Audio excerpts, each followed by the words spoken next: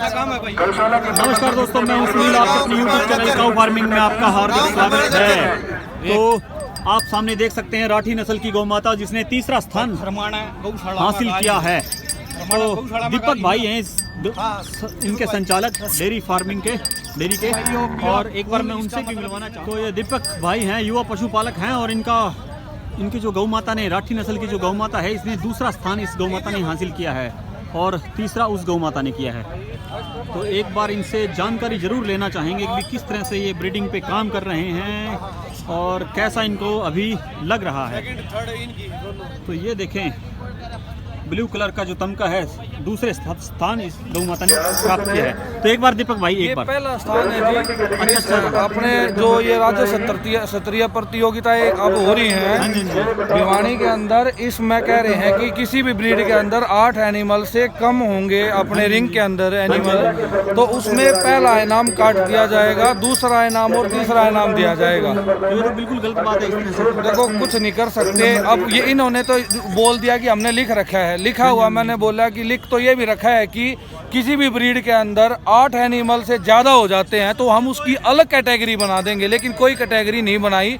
मैं बता देता हूँ, अडल्ट इंडिजीनियस जो अडल्ट बुल के अंदर है, उसमें गिर, थारपारकर, राठी और भिलाई 4 ब्रीड इंडिजीनियस बुल का इकट्ठा उन्होंने कंपटीशन करवाया, जिसके अंदर थार पार करके 10 से 11 बुल थे। तो वो थार पार कर का अलग क्यों नहीं करवाया?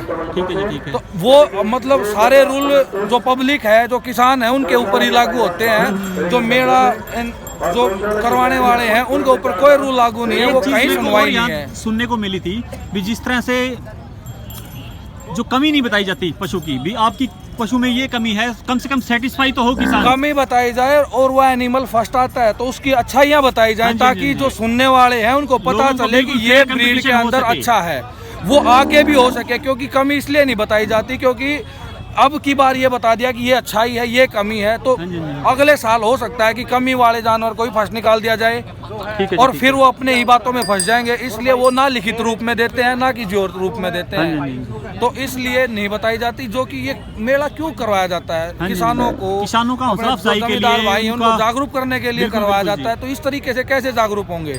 अपने आप ये भी नहीं बताया जाता कि भैया आपकी ले इसलिए सेकंड है, आपकी थर्ड इसलिए है, आपकी 4th स्थान पे इसलिए है कि आपकी में ये समस्या है, ये कमी है, आपकी फर्स्ट इसलिए है कि आपकी इस तरह से अच्छी है। ऐसा नहीं बताया जाता। कम से कम किसानों का हौसला बढ़ाने की बजाय गिराए तो नहीं। कम से कम एक भिलाई नस्ल थी, मैं पिछले कम से कम 6 साल से देख रहा हूँ, उसके अंदर फर्स्ट सेकंड थर्ड दिया जाता था, और वो बेचारी पंचकूला जो हरियाणा के अंदर ही लगता है, वहाँ के बहुत गरीब किसान है, वो लेके आते थे, उनको सहारा मिलता था, और वो ब्रीड को आज तक चलाए हुए थे भिलाई, जो कि हरियाणा ही नस्ल है। बहुत कम लोगों को पता है, 100 में से 2 लोगों को पता होगा भिलाई नस्ल के बारे में। अब की बार उसको फर्स्ट इनाम भी नहीं दिया, उनका किराया इतना लग जाएगा जितना टोटल सेकंड का और थर्ड का इनाम होगा। तो वो इस ब्रीड को रख के क्या करेगा आगे? तो ये लुप्त हरियाणा सरकार ही करवा रही है या फिर किसान जानबूझ के कर रहे हैं? तो आपका शुभ नाम सर? दीपक सांगवान। तो आपका एक बार मोबाइल नंबर जरूर जानना चाहूंगा मैं। 70 157 72 467। 70 157 57 72 467 467 लास्ट में 467। ठीक है। तो काफ़ी अच्छी जानकारी इन्होंने दी, और किसी भी तरह से ये गवर्नमेंट के इस निर्णय से बिल्कुल सेटिस्फाई नहीं है। युवा पशुपालक हैं, काफ़ी अच्छा ब्रीडिंग के ऊपर काम करते हैं। जो साहिवाल, ये राठी नस्ल की जो गौ माता है इनकी है, और उधर भी आप देख सकते हैं इनकी एक और गौ माता, तो ब्रीडिंग पे बहुत अच्छा काम करते हैं। झज्जर डिस्ट्रिक्ट से हैं, तो यहाँ पर सरकार के जो निर्णय हैं, डॉक्टर्स की जो जजेस के जो परिणाम निकले हैं, तो उनसे सेटिस्फाई नहीं है बिल्कुल भी।